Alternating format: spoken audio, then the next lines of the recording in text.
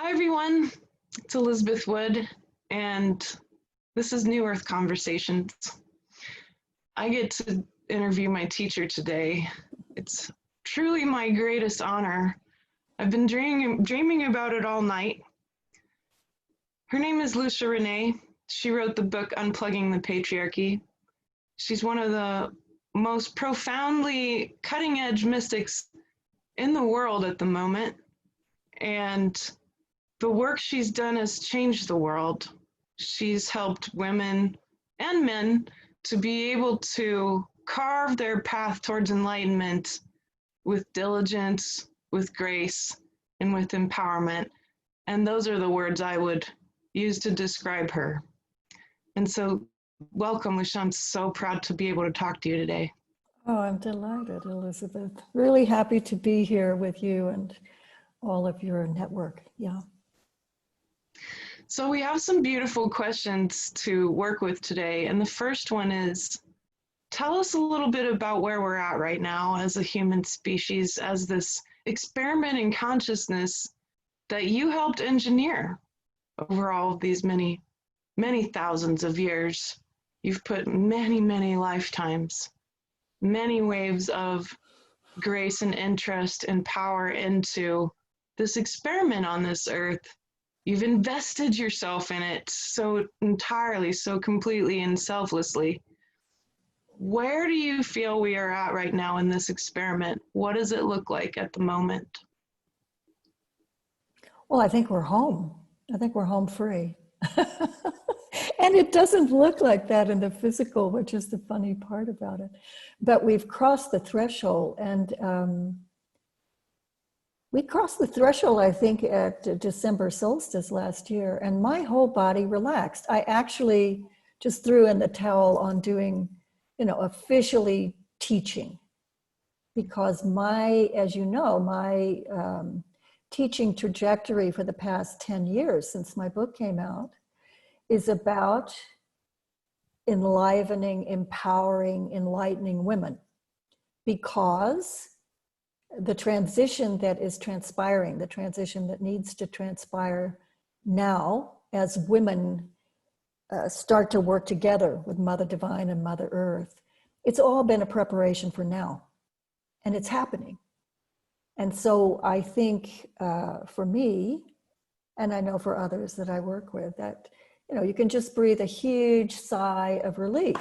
We've got all of this craziness going on the planet, but it's a reaction to the fact that we've arrived home. Finally, we're here in what most people would call higher dimensionality. And everybody's reacting to the higher dimensionality, and the higher dimensionality, as you and I discuss often, is rising up. It's literally coming up from the earth. So it's Mother Divine in concert with Mother Earth. And this is a powerhouse collaboration. This is a no-fail collaboration. And as I recently said, because I gave this whole series, that was what was happening on the planet, is the divine feminine working with the earth. And I did a teleconference series to explore that. And that was sort of my farewell gift to my teaching, the people who have followed my work for a while. And that is a collaboration that is basically calling women home, calling female embodied players in the experiment in consciousness, calling them home. Men have a role to play, but men, if they're smart right now, are realizing this is the time for women to come back and balance the scale, right? We've done matrilinear, we've done patriarchal, we've had all of our learnings from both. If you want to look at it in terms of the chacric system, we've gone from the caveman days at the root chakra, all about survival, up through the second chakra, birth and creativity, matrilinear, learnings about power, navel chakra, right? We've done all of that, and it's all passé. So now it's about egalitarian, right? No dominance of the masculine or the feminine, not needed. Each has their skill set. Each should be respected for their skill set. And women, in a spiritual sense, women acclimate to power. Men acclimate to the heart. And I know you talk about this. But women are called to the front lines right now. And it's not to stand for, something that's happening on the planet at the highest level.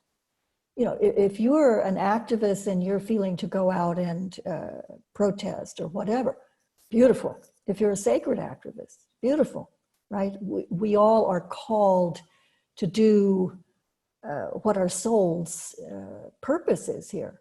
And that sometimes takes a physical form, it sometimes takes a spiritual form, but really it has to be done most authentically from a place of neither for nor against, a place of balance, a place of equanimity, a place where you understand, if I rise up far enough, if I sail across this like a bird looking down on what's happening in the experiment in consciousness at this point, it's perfect.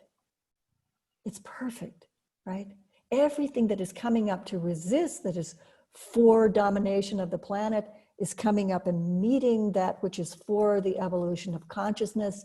And somewhere in between there, in the spaces, right, the silence, there's that infinitesimal place of no position, neither for nor against, absolute equilibrium. Yeah, that's what we call the spiritual path. That's what somebody who wakes up and says, there's got to be something more than this, and why am I here? And begins this conscious, suddenly they become conscious, they become aware, and they begin to search and to learn techniques and to study with different people and to read books. But it's all leading to this yearning to go back home. And we're home in terms of the planet and where she is. She's home, right? She's in such multidimensionality. So if you go out in nature and you go out and you walk on the grass without your shoes on and you pull that up, you don't even have to pull, you just allow it. There is so much light coming up into every single person now. This is the problem, or this is the advantage, depending upon how you look at it. So if a person is freaking out, they're perceiving that as a problem. Just that. They don't want to be inundated with light. They're fighting to keep their control issues in place. Okay, have your experience. This is a good fighting field for you, and that's in your highest interest. I respect that, right? But other people are being filled with light and they're going, wow, I can change this like this. It's going, yeah? And some of us like that. Some of us have been working on ourselves and we say, we're ready. We're ready to change now, to really change. We're ready to surrender to what's going on and allow it to fill us. So, because we don't know. We don't know how to get home. We just know there's a yearning to go home, right? It's built into the embodiment in the experiment in consciousness. This brilliant piece of circuitry that's there that says, I want to go home. I want to remember I'm source. I want to remember who I am. And we don't even know who that is because we can't possibly quantify it with the mind, with the emotional body. It's way, way, way beyond our most profound expectations. So that's where we are from my perspective. All hell is breaking loose. But it depends on your focus. That's key. What are you focused on? Because whatever you focus on, you absorb. Yeah, we're speaking in a more mystical language now. Whatever you put your attention on, you take in to whatever extent you open to it. So if there's zero resistance and you put your energy on enlightenment, you inhale enlightenment. If you put it on all of the chaos and, oh my God, I'm going to be vaccinated and this is horrible and you're in fear, you absorb that, right? So the real question is, what are you focusing on right now? Because if you're focused out there to the circus that's going on, You're missing what's happening in the earth. And in order to be privy to what is happening with Mother Divine and Mother Earth, you have to slow down, right? So here we are back up looking at it as a bird flying over the terrain of everything that's happening, and it's all perfect. It's all coming together perfectly. So all of the global lockdown that has happened is a complete reset, not a reset of the economy, right? Who cares about the economy? This economy died with the patriarchy. It's got to fall apart. It's got to be dismantled. Okay, bravo. Finally, you're getting it, right? Despite your best efforts to keep it in place. But something else is falling apart, and that's our idea, our perception of what it means to be human, right? So if you slow down, if you buy into this lockdown and say, okay, now I don't have to go to work. Now I can ponder a few things. Now I can see, how does it feel? How does it feel to slow down? Because the more you slow down, the more you can come into contact with what's really happening underfoot, what's really asking to be absorbed up into the entire embodiment. Yeah.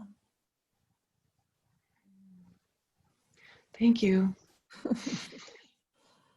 I think both of us for so long have seen this cap of what we call the matrix, the patriarchy, this heavy, dense cap. It's all crumbling.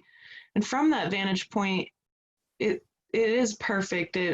It's like you described it at one point as the beautiful giant sea serpent deep under the water, finally moving, and everything on the surface looks to be going crazy, but underneath it's the depth of the presence of the Divine Mother moving and revealing herself, putting herself onto the main stage. And as that occurs, anything that's too dense, that needs to be reconfigured, that needs to be recycled, is going to begin to shift. And the people we work with have described it in every sense of the term, very physically happening to them, many physical changes, mental, emotional, and spiritual. So with one of those changes that has been really apparent is the heart opening, and you're alluding to the beautiful energy moving up through the body. At this moment, where do you perceive the energy is in the body? And how is it going to affect our ability to step into love, that equanimity that is love? How does love have this role to play? And how does the heart play its role right now? So 3 questions, really. Well, we've been talking about this for a long time. Seers and prophets and mystics have been talking about this heart-based 4D reality for a long time, right? And we're finally there. My sense is we can take it up a notch if we want. We can take it up to 5D. But you know, I mean, these are just ways of talking about something that's difficult to describe. But the heart energy is 4th dimensional, then. And so after we've been through all the lower chakras, we rise up now, and this golden age that we are moving into is all about stabilizing heart energy for the earth and for humans who walk upon her. But there's so much more happening. There's so much more that is available.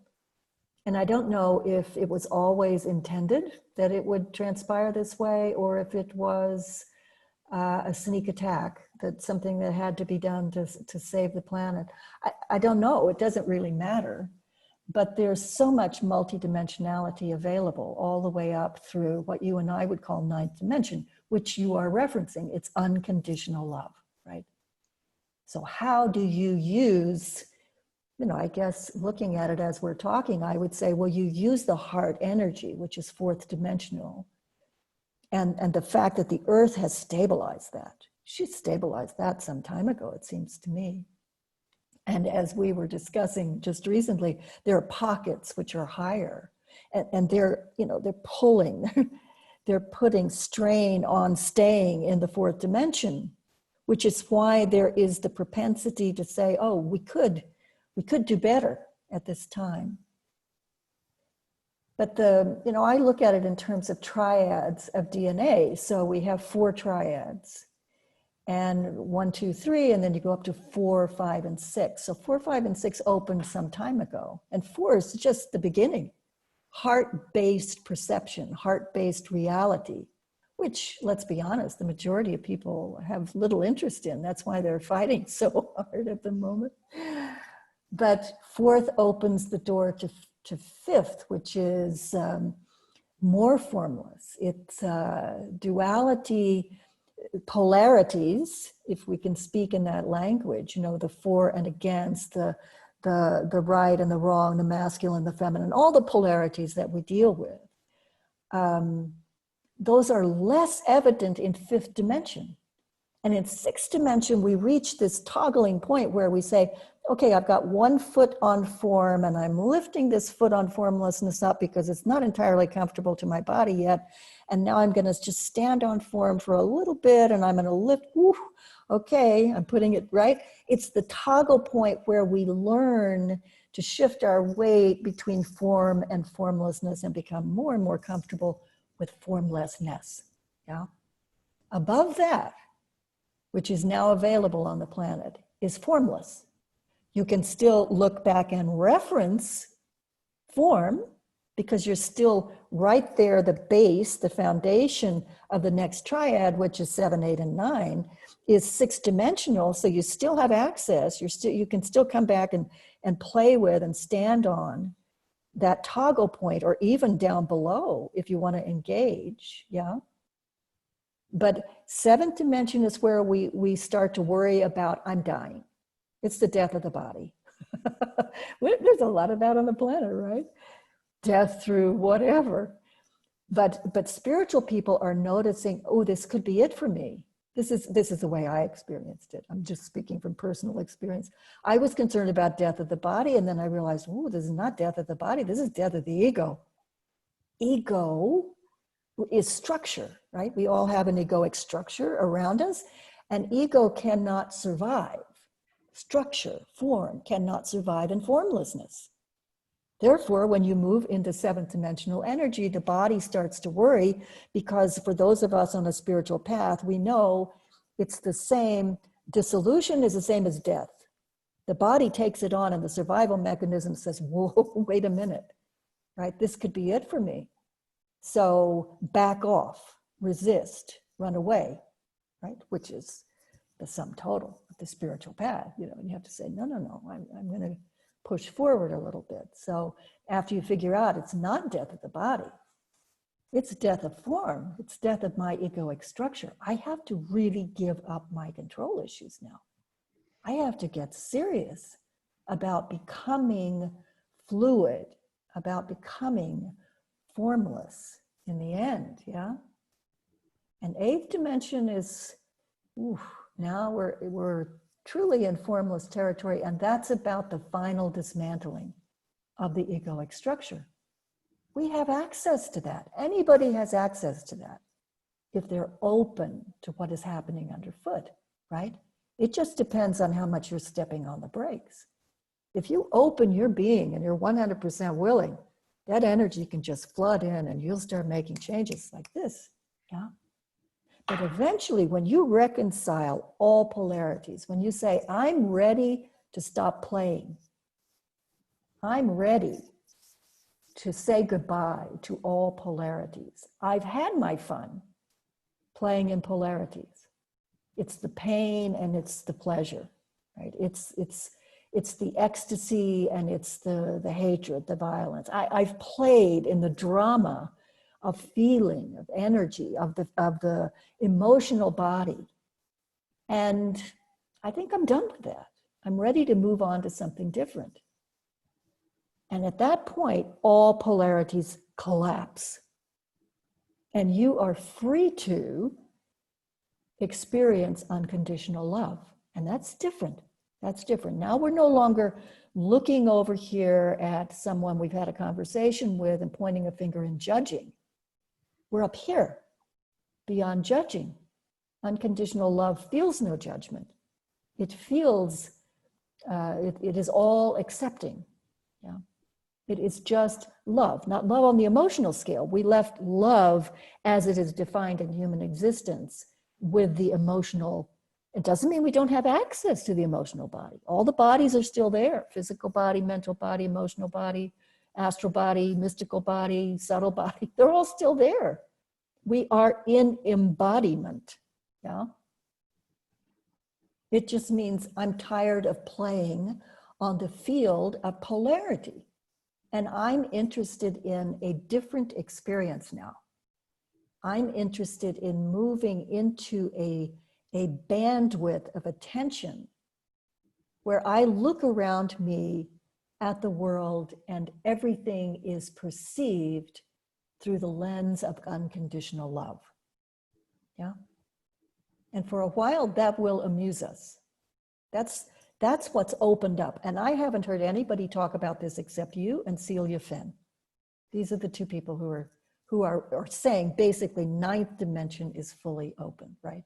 And that's that beautiful third triad. So if you're in the second triad, you can push up against the ceiling and enter into the third triad. And once you get into the third triad, you can push up against the ceiling and you can go all the way home, right?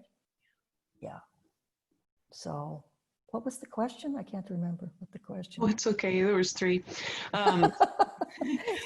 You answered them. We were talking about the heart, how its role is here to really serve us in the moment, to be able to enter into this light that's available, this other triad, and how fascinating it is that it came on in a way that none of us expected. No one really, we thought that was going to happen way later. Right. And here it is. It's available. It's incredibly powerful. It's merciful, and there's no preference anymore. I would say it's merciless. The mercilessness because there's no escaping it. It is merciful. It is totally merciful. I am agreeing with you.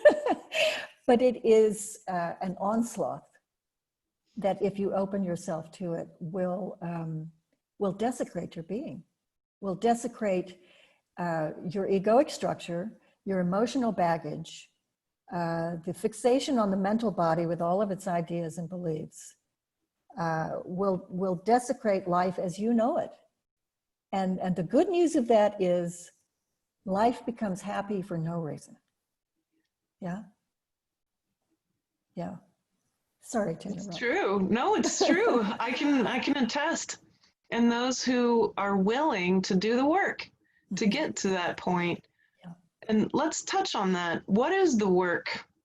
What is the work to get to that point?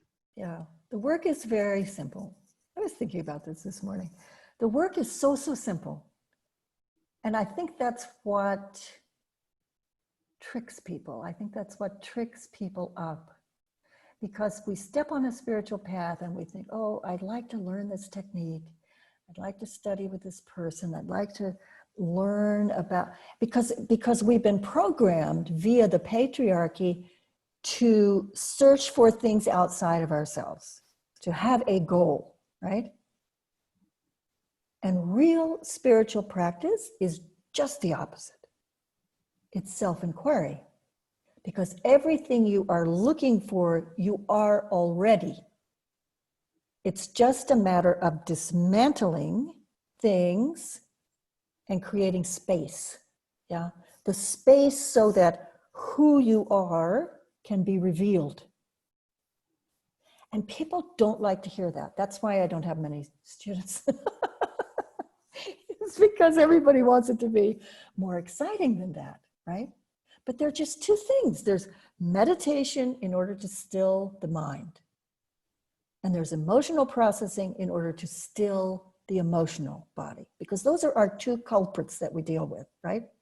Those are the two things that are like, you know, they say in India, mind is like a monkey jumping from tree to tree looking for fruit, right? And the emotional body is, we've been taught to fear everything, to fear change, right? We've got to completely reprogram. And that just takes sitting with someone who has succeeded in reprogramming themselves. So we change from, I don't want to feel that because it might hurt, to, wow, look at what's arising in my consciousness now. How interesting, right? We come back to childhood and we take the curiosity of a child and we say, whoa, why is this coming up as a mirror? We begin to realize all of life is a mirror. It's my perception. I'm not perceiving life accurately. If I was, I would be happy for no reason. I would be in ninth dimensional unconditional love, but most of us aren't. Most of us haven't stabilized that yet. And so the trick is to realize life is a mirror for me. And it's not that there's a tyrant out there and I'm some sort of victim, helpless victim. No, it's a polarity. And I'm holding the tyrant out there so I can play the victim, but really I need to find the tyrant here and bring them both up into consciousness and reconcile it so I'm standing in that place of neither for nor against, neither victim nor tyrant, right? But we all have there are really two main polarities that we have to work through. And I'm talking about this dismantling so that we can reveal. And that's victim tyrant and arrogance worthlessness. Lack and abundance, yes, they're all overlapping in the egoic structure. But really, when you pull back and look at it that way, there's not that much work to do. It's just a matter of getting really honest and changing your attitude about life so that you no longer feel that you're out of control. We're creator beings, for God's sake. We are creating our own reality. We've come in, we've selected our parents, we've selected the culture, the country, the conditions, the learning, the higher self has said, okay, now in this life, based on the past life trajectory, we need to learn this. So let's set everything up, right? Perfect, perfect. You have incest, perfect, because that's what you need, because you did that in another life to somebody else. Okay, all of life is a mirror, yeah? And all you have to do is, there's a switch that comes on. It's called taking responsibility for being a creator being. Once you do that, you go, my God, wow, at every moment, things are being presented to me to look at. I just have to, whoa, there's victim tyrant again. Thank you, because I needed to look at you again, yeah? So this is what I mean. In every moment, if you slow down, this is what this time is about. You've got to slow down, because if you slow down and you stop, that's no longer victim tyrant. That's victim tyrant collapsed, yeah, reconciled. That's who you are, right? So all of this egoic structure that you have put together, you have done so in your wisdom, not only in this lifetime for protections, but you've pulled things in from other lifetimes in your past life trajectory. So you have what we call samskaras, or past life tendencies, long-term learnings that are coming in, and you've created the whole childhood. So it's a reflection of that. And you've picked up a lot of emotional baggage because you've lived for 5,000 bloody years in a patriarchy that's been brutal, right? We've got a lot of baggage, but it's so simple if you understand duality. We live in a system of duality. We live in a system composed of polar opposites. That's all you have to get here.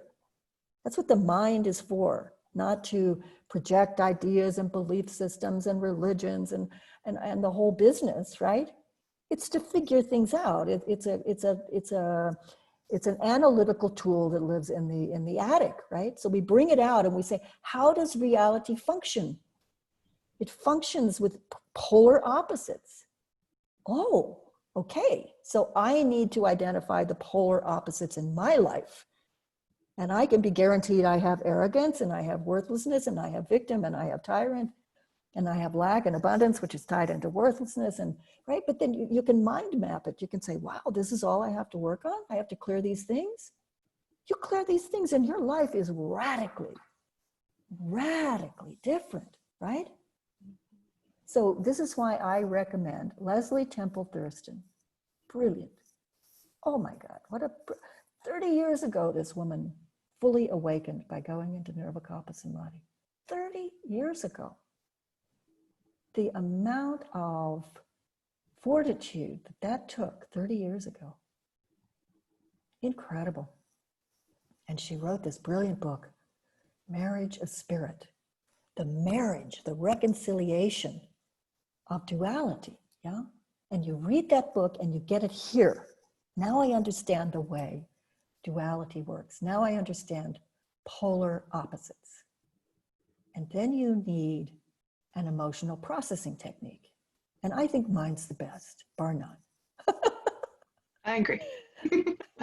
No, I do. I studied for many years in order to develop this processing technique. And I studied mysticism, and that's there. And I studied with Pamela Wilson, who is a brilliant teacher. Hands down, she's been enlightened longer than I have. Go study with Pamela, because she's got the childlike wonder of turning to something with curiosity. And way back in the year 2000, I had to study with Pamela for 5 years in order to absorb that and learn that, because my programming was so masculine, so solar, yeah? I had to learn to be receptive and nurturing. And I learned it from Pamela Wilson. Brilliant. And it combines that, and it combines Leslie Temple Thurston, and it puts it all together, and it runs through, you know, the energy of being a warrior, which is one of the personas, one of the archetypes I've worked with during the patriarchy. And that means you're fearless. Doesn't mean fear doesn't come up. It means fear doesn't stop you. Yeah. And if you take emotional processing and you understand that at the foundation of every single polarity is fear, then, okay, that's easy. All we have to do is make best friends with fear, right? That's it. It's simple. You have to learn to tolerate the vibration of fear in your embodiment. And it's painful as hell. It's not nice. But once you figure out that you can make best friends with fear, once you've really got it, that every polarity is fear-based, bam, just drop down into it and, okay, that's reconciled. Bam, drop down into another one. That's reconciled, yeah? So the warrior knows how to navigate fear, yeah? The mystic knows how to navigate consciousness. Pamela Wilson knows how to, the mystic knows how to navigate dimensions, alternate dimensions. Pamela Wilson knows how to navigate consciousness. All of that comes together in what I call mystical counsel. And you teach somebody how to do processing. Because this is the thing that, you know, we've got so much baggage from the patriarchy. But the patriarchy is over. The patriarchy was dismantled many years ago, and it is now, we are watching it fall apart. So the only place the patriarchy exists is here. If you're still holding on to patriarchal values, then yeah, you're living in a patriarchy. You're living in a massive lockdown where they're going to come and drag you from your home and vaccinate you, right? That's here. We're free. We've always been free, right? Nobody can, you're a creator being. You can create your own reality.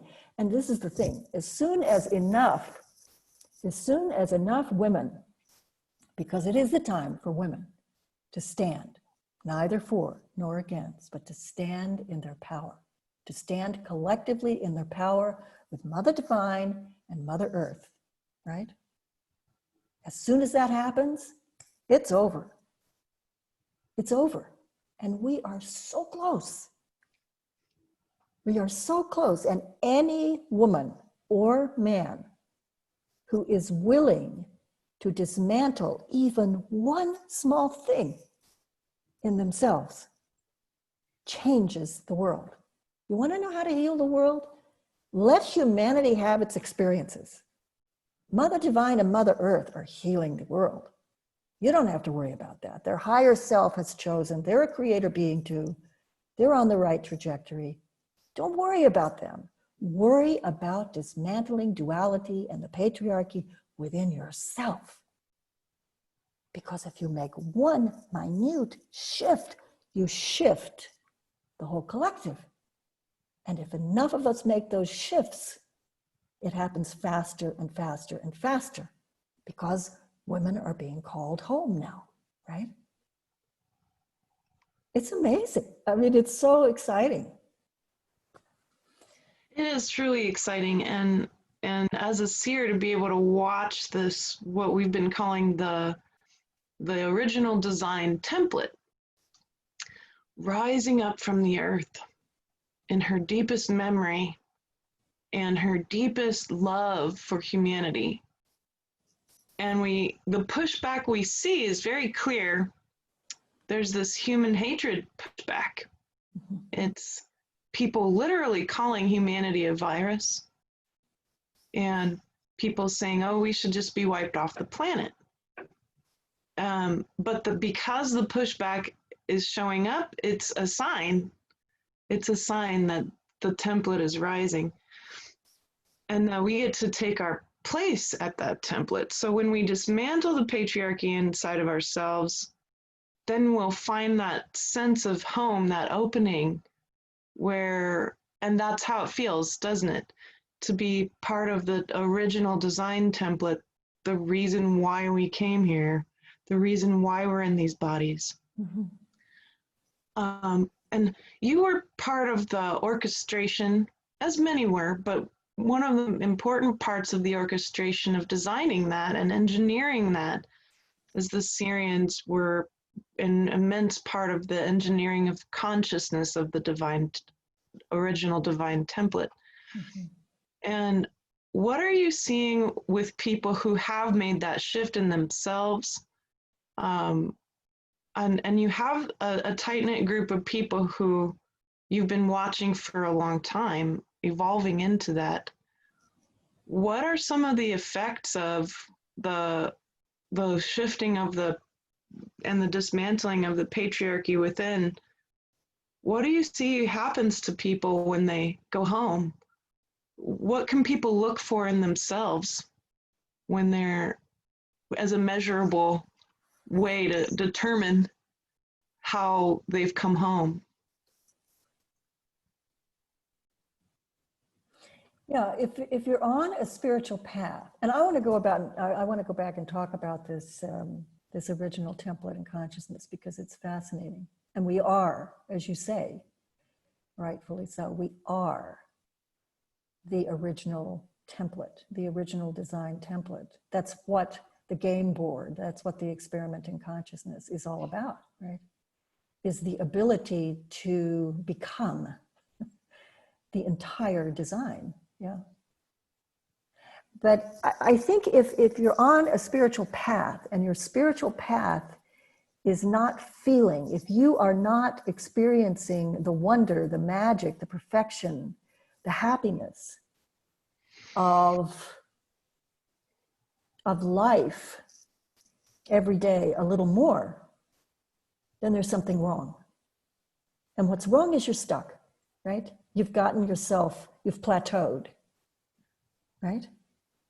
So if people are really keen and can observe that for themselves, or if they have a mentor and their mentor can help them say, you're stuck, you're holding yourself separate from something, right? You've got guides that are Syrian, right? And they come to you and they give you information. Why are you holding yourself separate from that, right? You are all of existence. You are source energy. You're made up of source, they're made up of source. What's the problem here, right? Why are you holding yourself separate? Then your mentor, or you can, if you're perceptive enough, objective enough, you can identify those blockages those holdouts and, okay, now I'm going to incorporate this. Yeah, now the Syrian High Council is within. I am, right? The Syrian High Council, I no longer choose to hold that separate. Or whoever it is. People have guides all the time, and it's like, but you are the same, right? Why hold it separate? So I think if someone should be feeling more free, more happy, more of the magic of life every single day. And if you're not, because that's how fast it's moving. Every day it's like, whoa, what is today? What is today going to bring? And if you're not there, then it means you're stuck. You've plateaued, you're holding on. There's some control issue. There's some polarity that's looking to be reconciled. And you're going, I don't want to deal with that because that doesn't feel good. No. No. That's what's calling you, right? That's what's saying, look here. Look here at this discomfort. You have designed this. You're a creator being, and you have designed this polarity in your infinite wisdom as source. And you have put consciousness under pressure. And if you did meditation and emotional processing, you could alleviate the pressure, and this would come back online. And you know what that is? That's you. That's you. That's your skill set. That's your true spiritual essence. That's who you are, right? I mean, that's the magic. That's the wonder. And it's right in front of us every day. Like, oh, I don't have time for that. I don't want to look at that. That might be uncomfortable. Yeah, it's fear-based. So make best friends with fear and get a move on it, right? But this original design template is so brilliant. I mean, now I didn't help design it. I don't think I could have done that. Maybe next time around I could do something like that. But the Pleiadians, I think designed. And they're good at that. They're good at saying, okay, how do we send out a call around the universe and say, what are you really good at? What do you want to contribute? And we take all that DNA and we take all that multidimensionality and we take all those spiritual essences and all those skill sets and we design something, right? And when I become really interested, it's, okay, now, how do we put boots to the ground? How do we engineer this thing to run? Yeah, that's what I find fascinating. It's always like, now we've discovered this, now the earth has shifted and we've got how do we use it? How do we use it for our evolution? So the Syrians designed it. And the Syrians came in and they did quality assurance, right? And the Lyrans came in. You came in and did quality assurance. We've remembered that together. And I remember coming in and doing quality assurance and being basically in the Garden of Eden and looking around and saying, this is good. This worked out really well. This is amazing. And back then, when there were so few people on the planet, like just a handful, right? This is our problem now, is all the psychic pickup from all of the unconscious people. Yeah. We were there like virtually alone, and you could just look at a flower and you could say, okay, now what part of the design is that? And you just, boom, right? Go back to the planet of origin and see oh yeah, and it came through like, wow, look at that. Yeah. So it's perfect. I mean, they built in wonder, they built in dignity, they built in perfection, they built in magic. It all reflects itself. It's all fractaled, and the perfection of every single fractal mirrors the perfection of a fractal of all existence, and it's completely overwhelming. That's why you've got to stop holding yourself separate from this, because then you become fractaled existence, multidimensional existence. You become perfection, magic, dignity, wonder. It's all inside, right?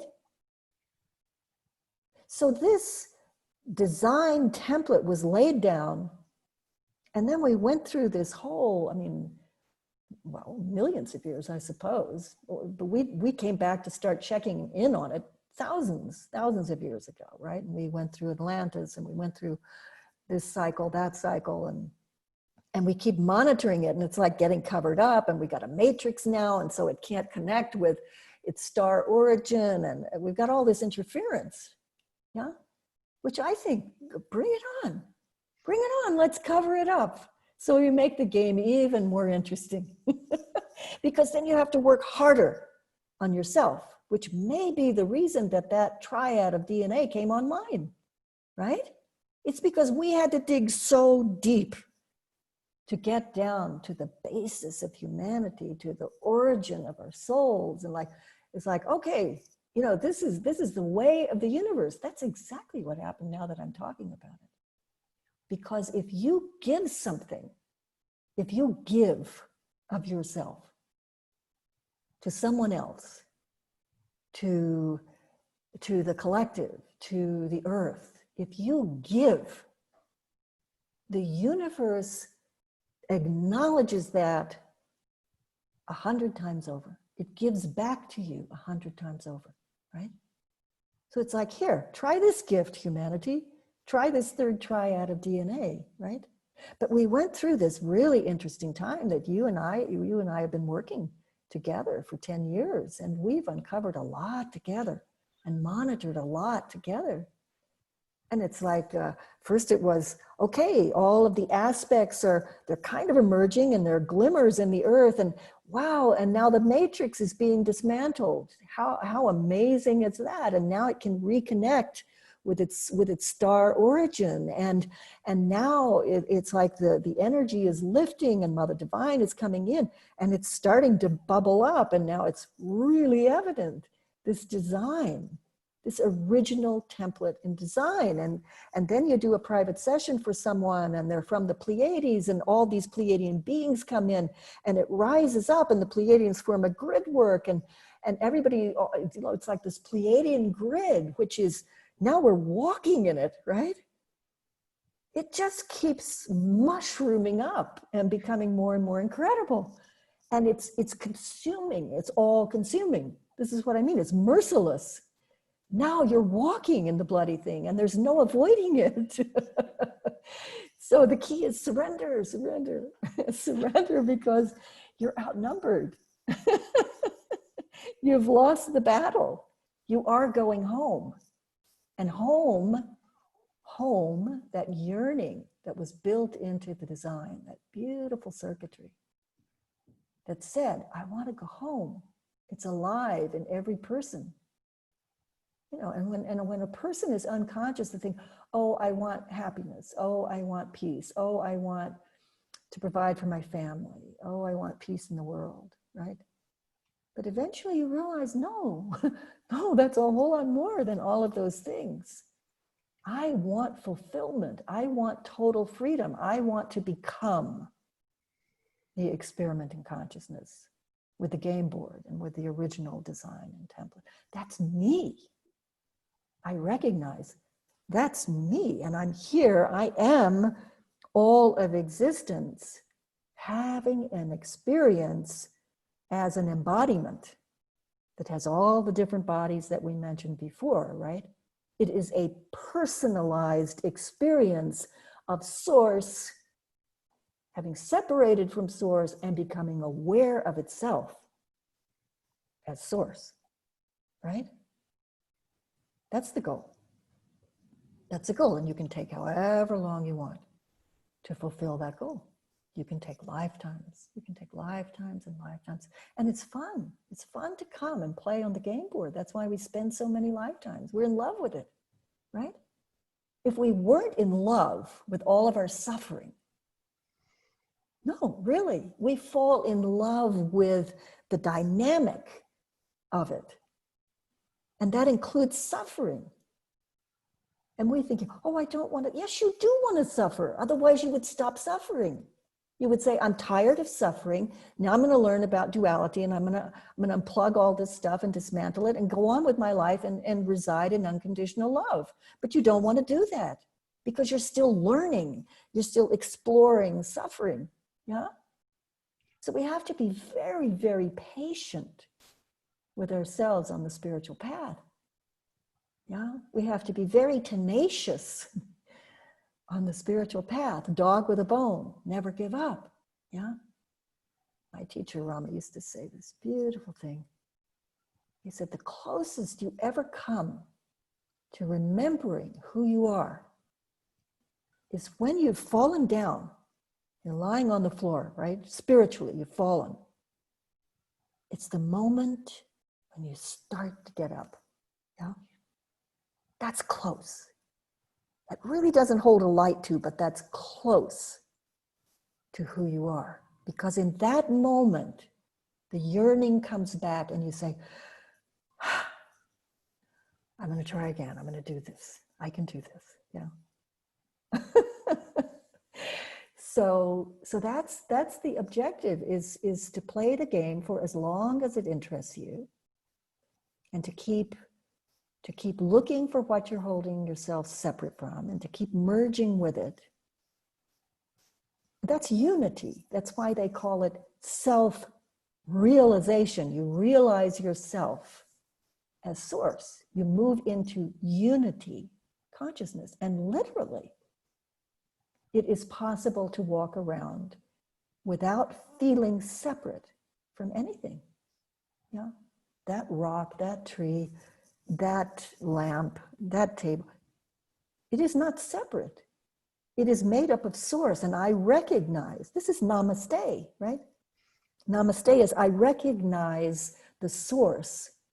You know, the source is within me, the source is within you, right? So people I observe, to come full circle to your question, is if they have the tools, yeah, and it's not learning to spin the macabre in the opposite direction. It's not a technique. I mean, it is a technique, but it's the technique of dismantling. It's the technique of revealing who you are. And that's meditation to still the mind, and emotional processing to still the emotional body, with a dash of mysticism and psychic ability thrown in, right? So you can navigate the world.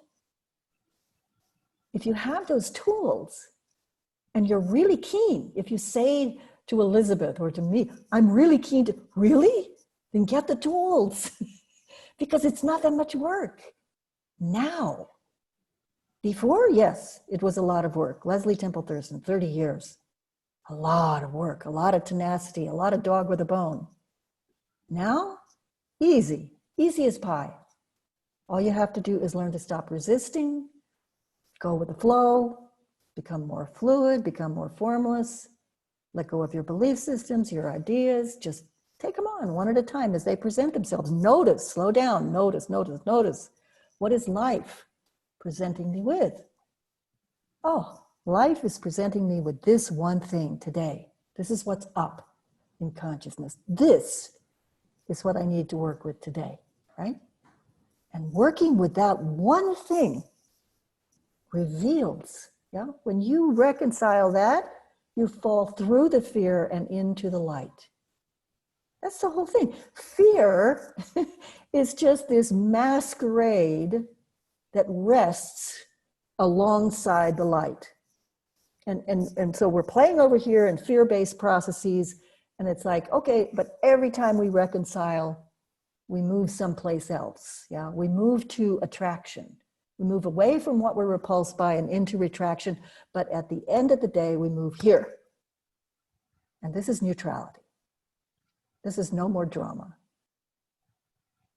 Positive and negative, right? You have to be willing to give up the drama, the play, the leela, the play of existence on the game board of life.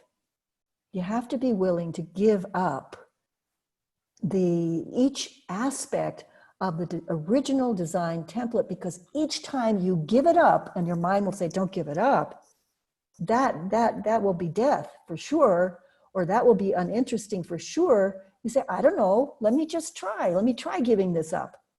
And you know what? You get it internally, right? You become it. You become just that much more of the experiment in consciousness. You become just that much more liberated. This is what people are experiencing. liberation, freedom, happiness for no reason. Yeah. And it's wonderful to see when people attain that. And I've been so privileged to watch you over the past 10 years attain enlightenment, to truly attain it. And it is a privilege. It is a privilege to be around someone who knows how to do that and carves the path, cuts the edge, and keeps going. And you've had major events occur in the past decade, including death, that got you there, physical, actual death. Yeah. And I remember all these years, sometimes you'd say, Elizabeth, this might be it. This might be the last piece. And I'd always say, I really hope so. And then there'd be another piece. And then one day, it's like, whoops, that wasn't the last piece. Then one day you said it, and I actually felt it, the presence of enlightenment. And I said, yep, that's it. There's no more I hope so. It's there. And as someone who is not enlightened, to feel it, to be in the presence of it, someone who's embodied dimensions, who's gone home, who's backed into source, who's released themselves, surrendered entirely, and who lives in the moment. And that's the collapse of time, the end of the obsession with the future, the end of the worrying about the past, the end of false value, the end of all of these fields of limitation, these matrix fields that were created to have us learn really very deeply. And the learning is beautiful. At one point I asked Source, why all this suffering? What was the reason? Because I know there's a reason. There's always a reason in each of us as individuals, and that's the same at any layer of reality. And what Source showed me was beautiful. Source showed me, look, if you hadn't have suffered because the design template was so beautiful and perfect, if there was not suffering, there may have been, and this was just what I was shown, there may have been so much hubris that would have been cultivated instead of compassion, that you wouldn't have reached the pinnacle of the design, which was unconditional love. You needed to have compassion and unconditional love. And the swiftest, most powerful divine way to do that would be through the play of the polarities which we feel as suffering. And it was shown to me this, and it's one of the very, very few glimpses I've ever been given of the future. These two giant doors opening, the divine masculine and the divine feminine, far from where we're at the moment, because we've got this amazing road to take to get there, this road of dismantling that's occurred. But these gigantic doors, the divine masculine, divine feminine, working in concert to open another age beyond this one, an age of universal compassion, an age of true unconditional love, and an age of consent, which we would bring to a galactic level table, to the design template of the galaxy, and say, here's what we learned. Here's what we learned on Gaia. Here's what we learned from Gaia. And here's what we learned in what was designed. And we'll give our report at a galactic level.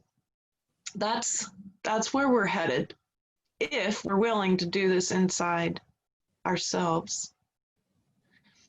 So you brought up Rama, and I had been thinking about possibly asking this question, and I wasn't sure, but I'm going to ask it.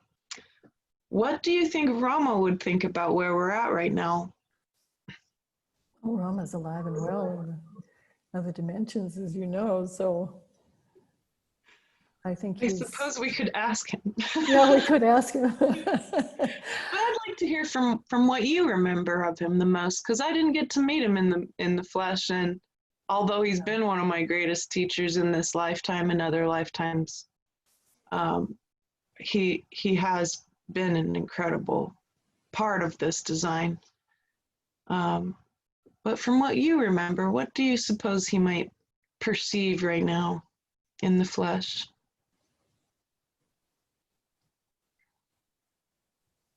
Well, Roma came in to do a certain job. I mean, we all did, I guess, those of us who signed up to foster the experiment in consciousness. And then after Atlantis fell, we signed on to keep it afloat and ensure that it didn't fail. And I'd been very closely aligned with Rama through many lifetimes. But he had a certain job to do in this lifetime. And he came in and he once said, when a being becomes enlightened, they look around themselves and they say, what is the greatest need? And when I look around, I say, it's the enlightenment of women. And he said, even if one of my women students could become fully enlightened, it would change the world. Yeah. And he trained women through a very rigorous protocol. I mean, for me, it was 17 years, and it was like being in spiritual boot camp. I wouldn't wish that on anybody. Honestly, it's a good thing he's gone on. I'm a much softer mentor than Rama ever was, but he did his job. That was it. And he woke up during the patriarchy. He was fully enlightened. He had been enlightened in many lifetimes. He remembered all the lifetimes that he had been enlightened in.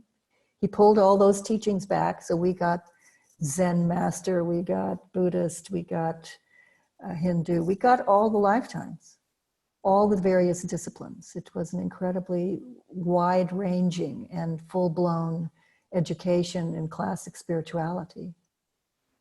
But Rama was a man, and Rama woke up during the patriarchy in the way that men used to wake up in the patriarchy. And just because, when you become enlightened, it doesn't mean life is perfect or you are perfect. It means your awareness field is unbounded 24/7.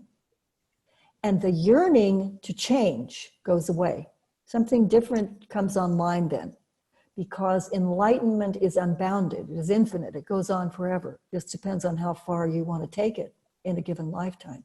But initially, it doesn't mean that all the polarities are gone. I have been technically enlightened for 10 years. And as you know, I'm still looking at shards of ego and sheaths of arrogance that are there, right? And, to my credit, I have the humility at this point to keep doing that. I keep pushing the envelope because it means if I can break through, other people can too, right? I'm not just doing it for me. I'm doing it because I'm totally programmed to assist with the experiment in consciousness. But there's a difference in enlightenment and supreme enlightenment. And I recently reread a book about Ramakrishna, and I came upon that terminology again. And supreme enlightenment is my goal. You always have to have a goal. You always have to have something interesting, or you don't stick around anymore, right? So my goal is supreme enlightenment, to be a woman. Now, as far as I know, there has been one woman who reached supreme enlightenment, and that was Anandamaya Ma. Do you know who she is? I do. Mm-hmm. Yeah, but Anandamaya Ma couldn't take care of her tonal, of her physical. She had to be fed, she had to be bathed, it was like her disciples, because it was a master-disciple relationship, had to do everything for her, yeah? And I want to be, but I mean, you meditate to the point and you dissolve into source energy to the point where there's nothing left. There is no egoic structure left. And if there's no egoic structure, there's nothing to block the light. And so the light comes through And it is, for those who can perceive it, it is the pure light of source, right? It's a transmission of source energy. And that changes people. It changes everyone who comes into contact with it, whether they're aware of it or not. But if somebody is aware of it and uses it, right? This is why classically people go to sit with masters in India or Tibet or wherever. But I would like to be the first woman who can take care of her physical toenail, who can pay the bills and do her own shopping and wash the dishes and have a life and, you know, not be married and not be taken care of, right? Besides, I don't have disciples who would come and take care of me, so I have no choice if I want to do it. But that would break all the boundaries on planet Earth. That one action would create a tsunami that is so great. I would like to do that for the planet before I leave. And I'm not there yet. I can't embody it yet. I'm working on it every day. Every day I work on it. Every day I dismantle something else. Every day I inquire more deeply. I'll get there. I've got some years left. I agree. I believe it too. So Rama would be thrilled. I think Rama would be thrilled because he knew that this time would be, the ship would be manned, would be, you know, at the helm would be women, not manned. At the helm would be women. And he prepared many, not just, I'm just saying me, many of his female students have done exceedingly well, exceedingly well. They have changed the world, not because they're out there teaching. I teach very few people, handful of people.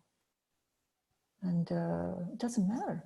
It's not how many people you reach. It's how willing are you to take it all the way? What are you holding yourself separate from? What are you willing to dismantle today? That every little change, you know, as there is less and less to dismantle, then if you agree to dismantle something, the power of that, right? Because there's less of this obscuring it, it just radiates out. So the question is, you know, once you have all that power, how are you going to use it? And many of his female students have made significant changes that have changed the world. And we were networked together to do that. We were formed into rings of power to do that. And we have lived through those experiences and used those configurations and gone beyond those configurations because form is no longer appropriate, gone into formlessness. We're playing the game, aware of the playing field and every subtle move that the earth makes, every subtle change that comes into being. And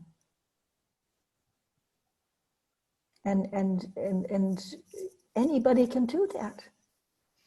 That's the beauty of it. That's not exceptional.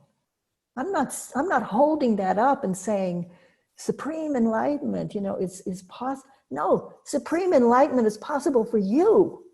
For any of your listeners, that is to be human.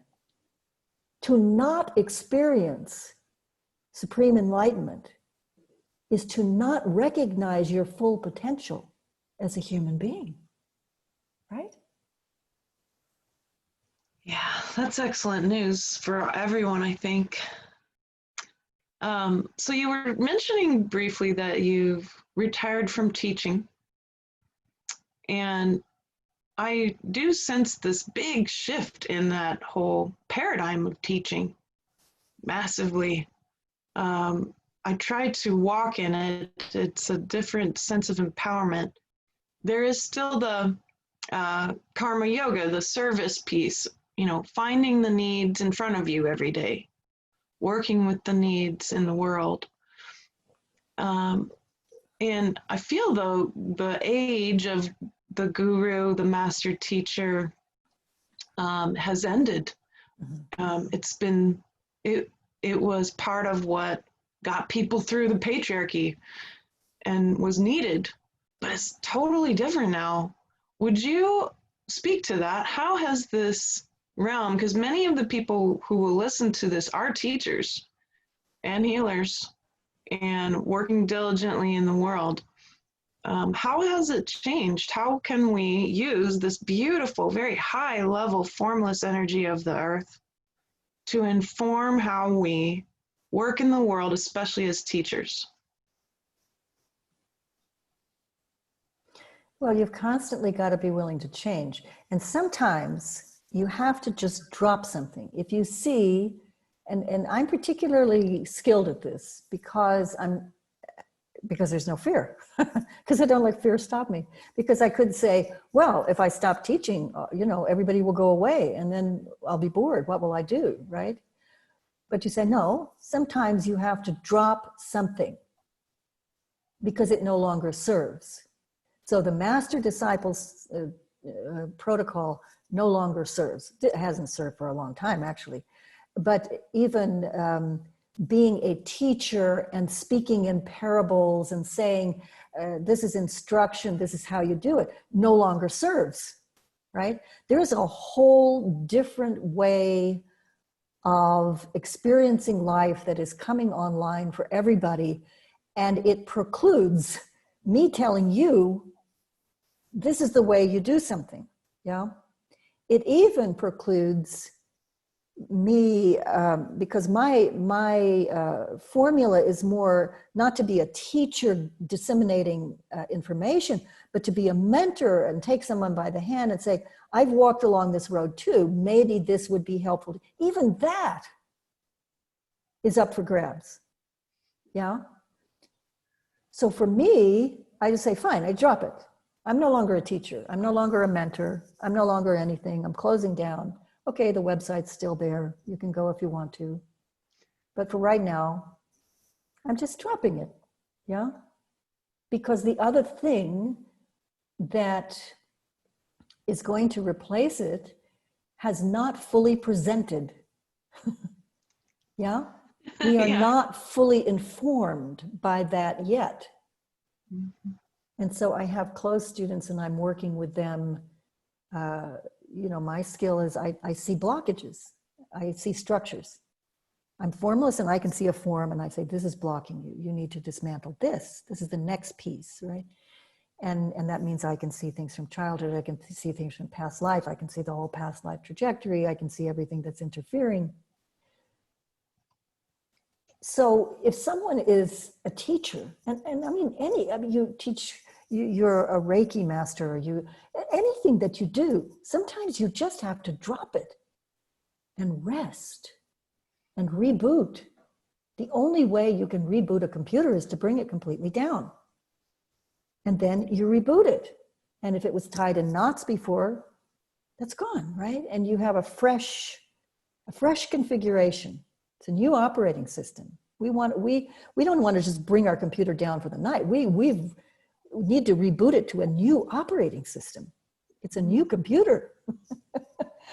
And you can't do that if you continue in the mode, because that mode is binding you. It's holding you. So you have to just drop it and see what emerges. And that involves trust. Yeah, something that most people are short on, because patriarchy hasn't taught us to trust. It's taught us to guard our backs, and this is a very problematic place, and we need to protect ourselves, on and on, especially for women. They burn you at the stake if you get out of line. So this is about surrender. This is about trust, trusting in the divine realms. And boy, it's not hard to do anymore because the divine realms is so present on the planet. So even if you drop for a week, for a month, I mean, again, that's what this time of global lockdown has been. It's like the global elite, in the perfect play of existence, created a marvel, a global lockdown, so everybody could reboot if they wanted to. If they were interested in rebooting, you had the time and space to do that, right? And some people are not. Some people are interested in suffering and fighting and still being in control. And fine, have a good time playing with suffering. Yeah, But some of us want to do something else.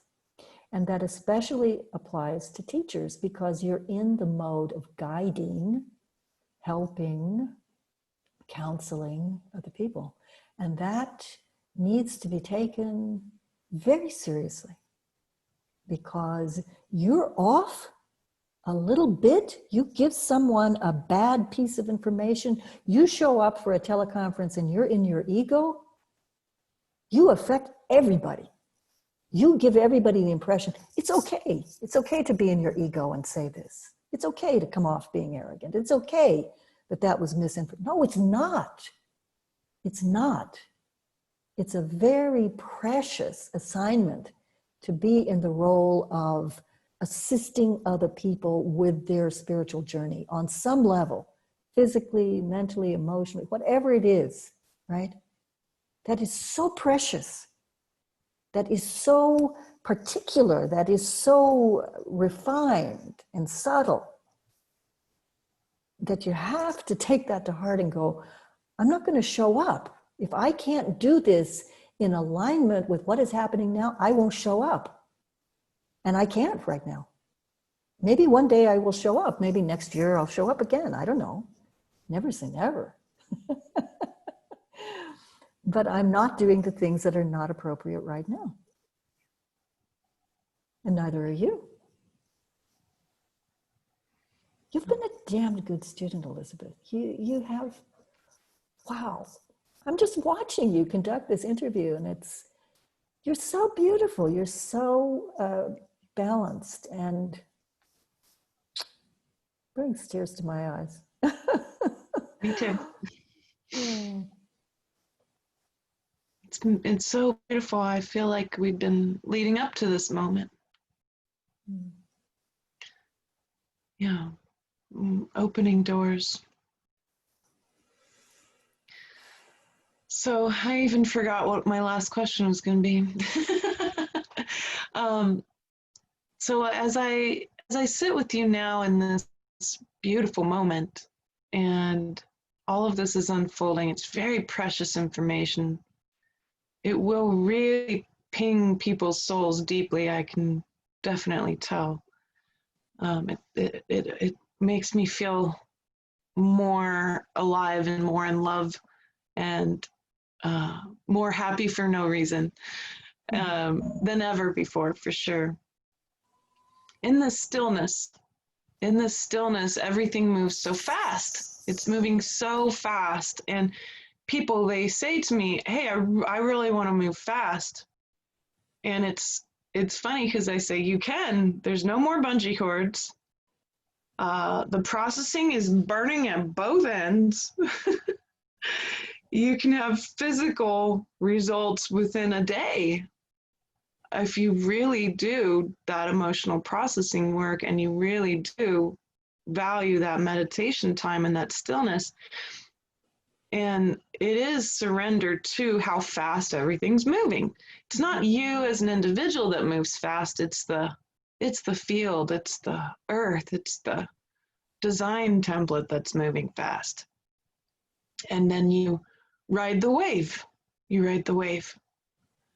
And so we've been watching the collapsing and the ascending, and we've been revealing, we've been shining light into the darkest corners of our history. And all of that's been fully revealed and will be continued to be revealed. And with that comes this next level of consciousness for all of us. So my last question is, here in this lifetime, supreme enlightenment is your goal. And part of that, I believe we saw at your birthday, was to understand that all timelines are perfect. That all timelines are perfect, that there could be these timelines where we all fail at this, and that's perfect. And then there's timelines where we all succeed at all of this, and that's perfect too. And that's your essence. The perfection and beauty of existence. It's the beauty of existence, but it reveals the perfection. It's the light that reveals it. And you fully embodied this essence. And it's that little baby step that we take. Essence, if I may define it, is that baby step, that first baby step we took when we were source becoming individuated. It's that first note of our song. And yours has been the beauty of existence. From that essence, Lucia, what's one last piece of light that you'd like to share with people from the beauty of existence? What can people reveal within themselves if you shine that light on humanity right now?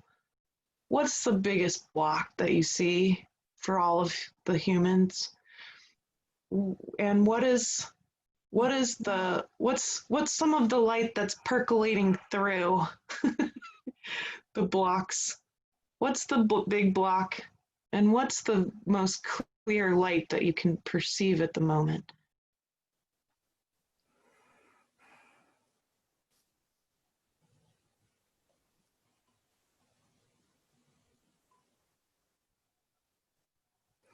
Well, I think it is,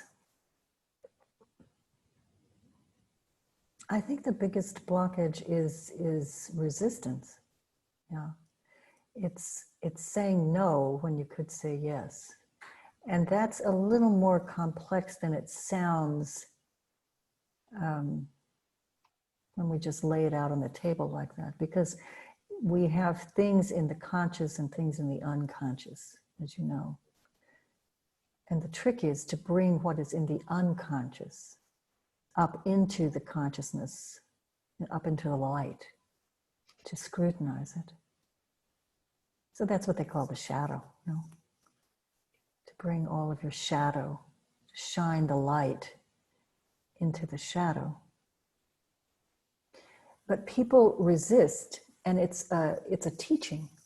It's a teaching that was born of the patriarchy. Be afraid. Stop short of. Don't go there. No trespassing. Whenever I see a no trespassing sign, I just crawl over the fence. You know, it's like, why? Why? Why no trespassing? There must be something interesting there. So it's that. It's changing, and it's a habit. We've been taught. And it's understandable. We have to cut ourselves some slack because the patriarchy has been brutal beyond. Brutal for men and women. It's been brutal. It's been brutal for men to hold on to the blue package, which is all about, you know, male arrogance and entitlement and being superior and treating women as second-class citizens and you know, treating literally half of the world's population and the entire planet, you know, that you are superior to that. Man shall have dominion over the earth. Whoa, what kind of programming was this? Intense. And for women being second-class citizens, agreeing, you know, my seeing is agreeing to do that. Back at the end of the matrilinear era, saying, okay, if we don't hand off the reins of power to men for the patriarchy and let them learn about power, that's our essence, but we're going to hand it off to them and let them learn about it, because learning about power involves, you know, how to accrue power, how to avoid the loss of power, how to store power, how to reclaim power, how to wield power, how to transmit power, and finally, abuse of power. So you have to learn about abuse of power. We've learned a lot about abuse of power. You know, think about burning a woman at the stake. Think about the wars that are fought today, like they're computer games. Brutal, brutal. And women actually perceiving for 5,000 years, I am not powerful. Going into worthlessness. Jesus. Unbelievably brutal. So it's a pattern. Don't step out of line. March in sync with the patriarchy. That's over. That's over. They're holding that here. And that teaches you be afraid, resist, run away from. No, you got to change that habit. It's just a habit, yeah? And understandably, it's a deep-seated practice, a deep-seated habit, because it's 5,000-year habit. But you've changed other habits. You can change that habit. It's a matter of rubbing shoulders. You know, you have to find somebody who's changed the habit, that's all. And map, because that's what we do as human beings. We map to other beings in consciousness. That's the way we learn. It's not here, it's not through the heart. We map consciously to somebody who's figured out how to do something, right? So somebody who's figured out how to stop resisting change. That's it. Because if you stop resisting, Mother Earth and Mother Divine will just scoop you up in their arms and bring you home. You don't have to, you just have to be willing. Be willing to change, right? You don't even have to know about polarities. You just have to surrender to the change at hand. Although it's helpful if you learn about the polarities. Because most of us won't do that overnight. We won't take that and say, okay, I'm just going to drop all resistance. We're human. We have lots of conditioning. But that would be the biggest thing. Not one, it's not arrogance, worthlessness. That's huge. It's not victim tyrant, which is huge too. But resistance underlies all of it. And if you are resisting change, then you are resisting becoming who you really are. Okay? Mm. And what is the brightest? Elizabeth, you just keep asking questions. It's funny because I never asked Lucia any questions for like years. And then she asked me, why do you keep calling me your teacher? You've never asked me a question. So here I am and catching up. Okay. Okay, one more question. Last one. Solstice, this is gonna air right before the solstice of summer. And I'm perceiving light, new light that's showing up. It's percolating through. It's breaking through the cracks of the resistance of humanity. But I can't name this light. I don't know this light. This is new to me. And I don't think it's new to you. Maybe it is, I don't know. So that's my question. What is this light? Is it the highest dimensions of light? I think so. If I were to wager a guess, and we can only guess at this point because you can't see the future. It's just too, we're in uncharted territory. Yeah. So yeah, I have experienced, I have acclimated to, and I have integrated within my being 10th, 11th, and 12th dimensional consciousness.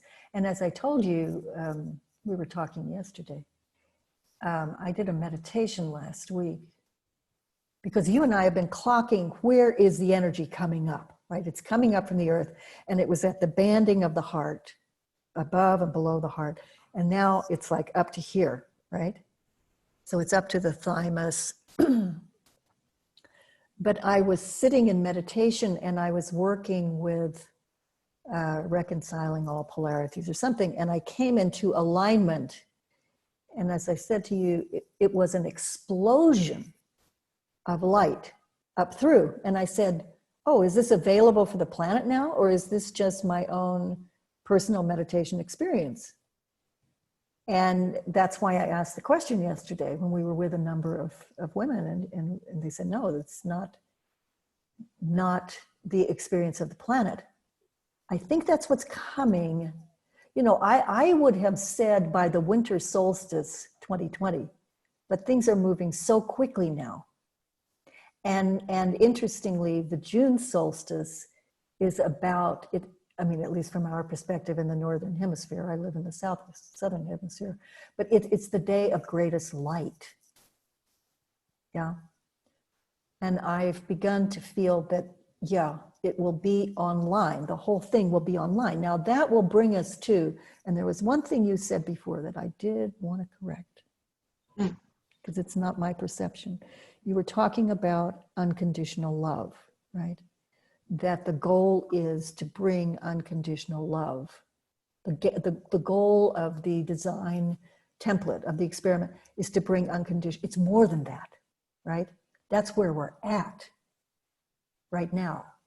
We have the ability to ascend, if you want to call it that, but that's an old patriarchal, hierarchical way of looking at it, to deepen into, to refine into, to sit back into ninth dimensional energy, which is unconditional love. That's what's open, yeah? But once this light, presumably on the June solstice, comes online, that means our whole embodiment, yeah, all the way up through the crown, will be available. So, you know, we were talking about those triads of DNA, and this means if unconditional love, ninth dimensional energy, the third banding of DNA is online, now you can push up against the ceiling easily. And you can say, you know, I know just up there is 10th, 11th, and 12th. I could go there if I wanted. And it is accessible. That's always the way enlightenment works. Masters, what we called masters in the patriarchy, were always able to push just one triad into the next triad.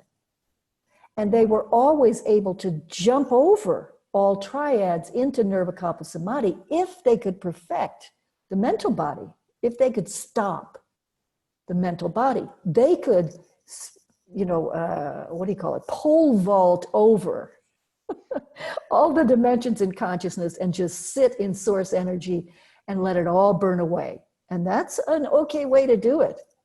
If a man feels closer to Jnana Yoga, the yoga of discrimination, and stopping all thought in the mind, it's a totally valid way to become enlightened and steep long enough in source energy, Nirvikalpa Samadhi, that you become supremely enlightened. Yeah? Women have a different way of doing it.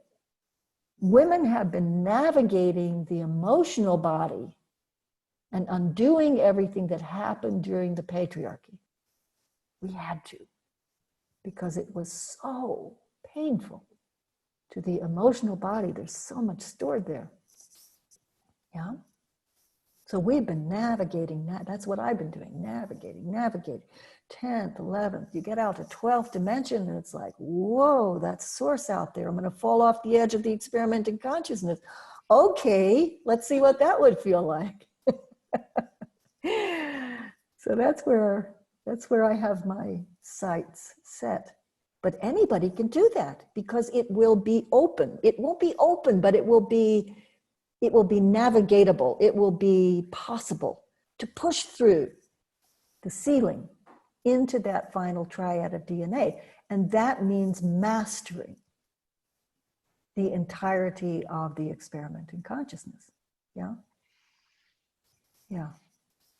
And then if you feel satisfied, you can go home to source, truly go home to source. And then I think you probably would go on to say, okay, now let me try my hand at designing an experiment in consciousness. Let me see how much trouble I can get into. There we go. It's exciting. So, yeah. That's perfect. Thank you so much. I love that. Thank you for spending this little extra time with us too and answering all these questions. They've revealed themselves. So anyone can come and look at your site. You've got a lot of free audios. You've got really affordable, beautiful work, as well-established work there that continues to be relevant all the way up through. And I highly recommend anyone go to Lucia's site. It's luciarene.com, LuciaRene.com, and enjoy really enjoy, because Lucia weaves her light into everything she does, and it's so magnificent. Even if you just hang out on her website, you'll get these beautiful transmissions of her masterful light weaving, which she's so wonderful at transmitting. And thank you, Lucia. The transmission of your words, of your capability, your eyes, your presence, it's such a beautiful gift for all of us.